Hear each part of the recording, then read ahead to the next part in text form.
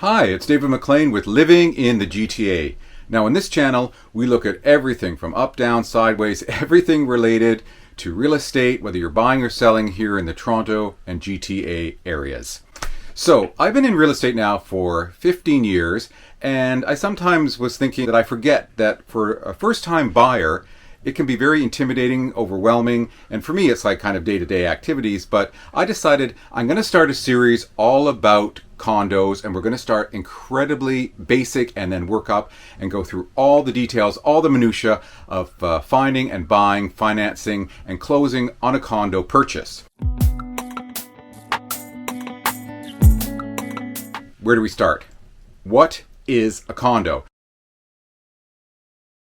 First of all, the difference between buying a condo and a house, which we call a freehold property, semi-detached, detached, etc. When you buy that, you get full and outright title, not just to the house, but also to the land. And that is very clearly spelled out in your title. Now, a condo is a little different. What is it that you're buying when you buy a condo? Well, you are buying the unit. That is yours exclusively. That is what you hold the title to when you purchase and close on a condo.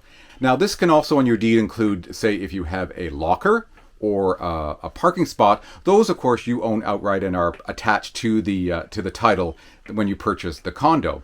But there's a tricky thing that I think I would like to mention here. Sometimes the measurements of what you own in, say, a unit goes to the inside of the outer wall of the building, but it might not include the balconies. It's like, well, how do I not own my balcony?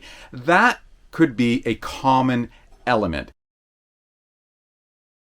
seen as something that in a sense belongs to the whole building, and therefore the building has a right to say how that common element, the balcony, is used. For example, a condo on one side of the street, you may actually own that balcony as part of your title, part of your deed, person buying that unit.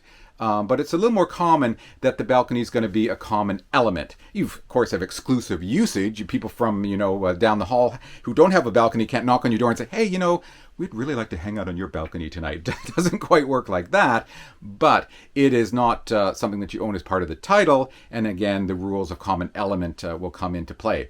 Now, in a condo, even if you own the balcony outright as part of your title, part of the deed, there might still be rules, and we're going to go in detail, because if you're trying to decide if condo life is for you, there are rules and regulations, whereas opposed to if you live in a house, there's no one down the street who can dictate, sort of what you decorate your house like at Christmas or at Halloween or whatever, whereas in a condo, those rules are often in place.